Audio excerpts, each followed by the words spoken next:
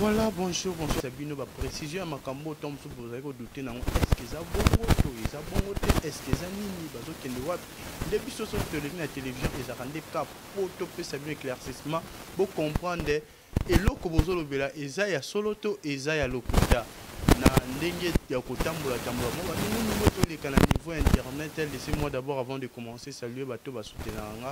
le président Louison Ombata Nakata South Africa Second Shop. Lui c'est mon président, lui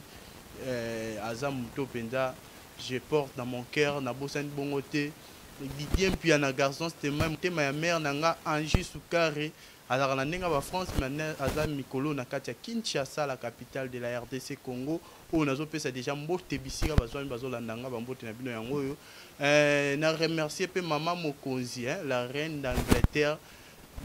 grand prêtre mère Anasté la fraise à madame Fraser. Donc bambote na pe yango wana na posa bongo te pa que derrière la caméra yo pe muto s'abonner na chaîne na biso ba salutation na yo et puis nazo remercier pour na marque ya confiance au dimako déposer na à l'égard na biso pour na Rolanda biso na pesibino bambote partout yo pena nos s'abonner pour ça toujours informé na temps moko to benga temps réel, c'est-à-dire aux aka makambo ya sika sika isalemi lelo ozui lelo isalemi siko ozui siko. Donc bo s'abonner na chaîne na biso ebele o ezabongo RDC Ave Maria. Donc ceux qui s'abonner vous allez jamais déci. Donc yango wana na profiter pe d'éclaircir bato baza moi ba nous ezolo bama Caleb Basala qui boye dernièrement tout le monde a dit Caleb Naomi tout le monde a Caleb et Elise bato bazo lukabai pas avec Caleb ndé na yé pour éclaircir bango sur kawana Caleb na tard plus c'est bien que le bitozana ndeko na biso tozala besoin ya mutu intel pour asa la biso ba publicité to banda rolexa na chaîne na to ya décoder na biso de Caleb alobaki non c'est pas un problème parce que aza acteur ou asa la film et na groupe nanga. Donc on y a son nga na loba yango salima bozana posta ba photo na oui tozana posta ba photo na pour to asa la biso publicité. Allez, Ndeko Caleb a signé na bango contrat azwa ki pe moi manaka na ye atie na poche apesi bango ba image. Apesi bango ba image ya Ndeko Elise bango pe bazui lokola bayeba ke bapesi déjà caché na bango basali ba publicité na bango ba komo lekisa partout na Afrique. Komo lekala ba Côte d'Ivoire, wapi Centrafrica, Gabon, publicité komo leka.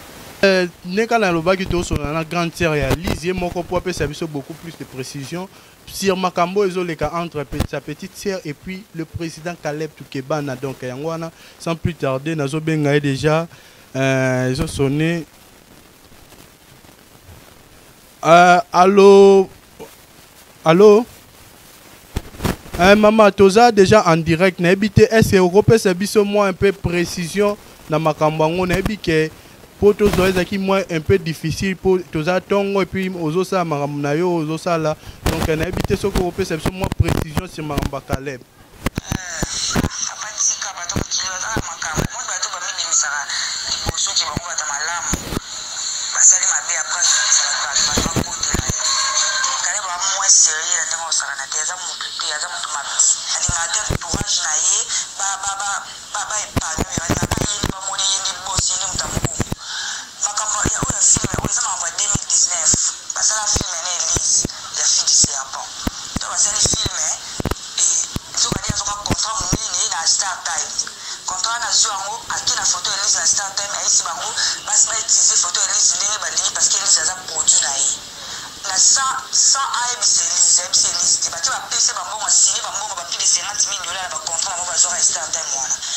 Après, Startime, je photo Elise. Et la bouquet, et la bouquet à fruits qui m'ont bimba, et la panneau, et la bouquet à zoté qui la bon bouquet. Même à la tire, Elise, moi, comme on a comme par hasard, Elise est bien épété. Mais maman, Néni, yo, travail, na yo, suis, mon contrat, bon, on est boyé, ok, ko, na Startime, au yébisi, surtout deux ans courant, te lien, moi, yo, moko. Elise, bon, mon nid. Mais quand l'accès va bouquet, va déplier. Pas ta la Elise, à l'autre, bouquet, n'a pas filmé, moi, y a pas indien. Donc, tu as bouquet à déplier Afrique, na Kishasa. Ah, les amis, na Caleb, papa, où ma camine, la zone, on a dit Caleb, oh, les Konanga, les Zara, 6, tosalaki te filme tosalaki no eza osalaki affiche mosusu mais oyo eza photo yanga moko privé baketi yango na buki batia yango efuki mobimba ifo tosolola ake kozwa bacontrat moko bamodifie bacontrat. Donc wana eza ndeko grande sœur ya ndeko na biso Elise oyo aza mpo na problème na ndeko Caleb Tukebana mais tosuwe bongo te tokutana pe na mama Thérèse toyoka pe oyo ye avi na ye oyo ye alobaki par rapport ya makambo mpo nakosa bino te bana poto bana mokili momba le président Louison Mbata mon vieux Louison Mbata makambo eza kobeba awa na kini donc ce pendant tobi tolandela ngo na ndenge bien Caleb il faut dédommager Elise bambongo ebele mais nayebi te Caleb ozwa mbongo ngo wapi alors il faut assigner kaka asalara prison pour ezalaka te wana eza motema mabe jamais okoutiliser star na yo selon yo po aza acteur na yo ayaki osenga yo visibilité alo banda komema ye na bandenge nyonso omemeli wana mpena monsieur Caleb na mona otelemela yo soko ofundanga na justice mais naolobaka vérité naosaka mosala nanga po eza cope na nga oyo nasalaka na kolinga te namona mabe puis navanda calme donc mama Thérèse mpe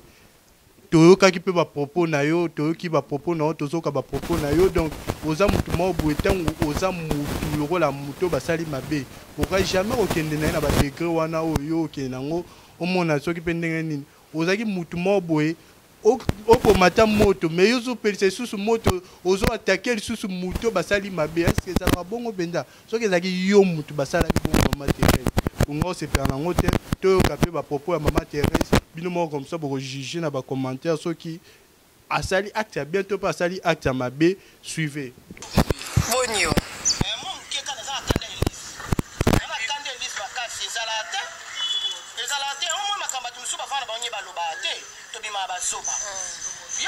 Elise jamais cause après produit via Caleb parce que Caleb a un bateau il a bimisa a créé batuna yé tout dans les néa mais c'est ngabo na sala ngati être nulle part na yebi ko s'est tenu devant les caméras pour la Caleb na yebi nyonso pour la président Caleb donc jamais na habité sur moto nga comme on la ino sala oza posa mbongo siko kabina bimisa on fa pesa yo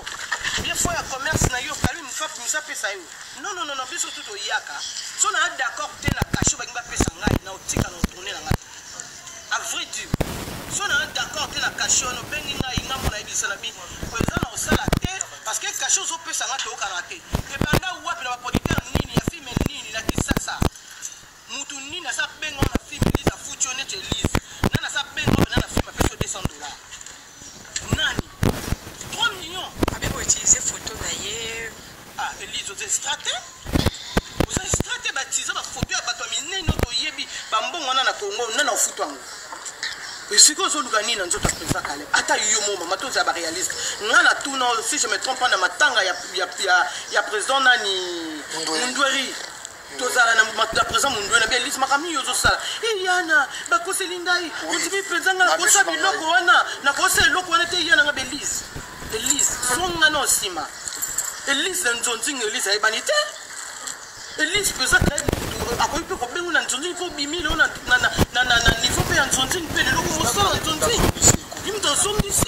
pourquoi on a les reconnaissantes na vie pourquoi pas yaya vie est compliquée tout tika ko sa bisala sala nga lo baraté mais tellement touché papa na ngai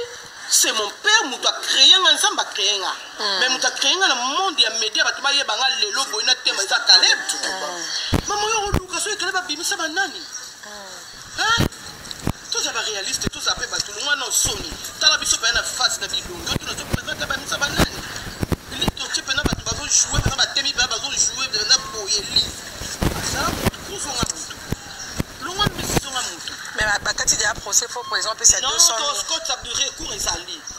Donc mutu pas ko benga pe ba mibali na ya ko benga pe batuna ye. Asambeli pe ba demisi pe donc ndenge bino nyonso bolanda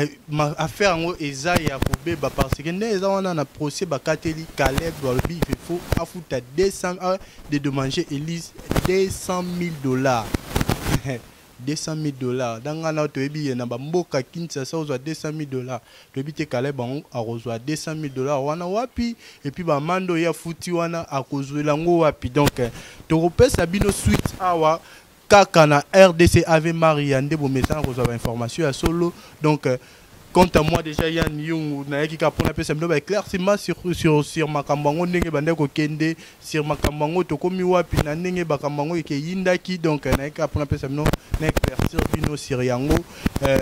merci bongo yé na boire kayata 50 000 fois mon président Louison Ombata na kata South Africa second hand shop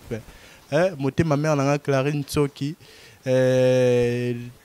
Pasta Drinks Kangiko kanga bango drinks Kangiko Herves maison RMV na ndenga Cape Town wana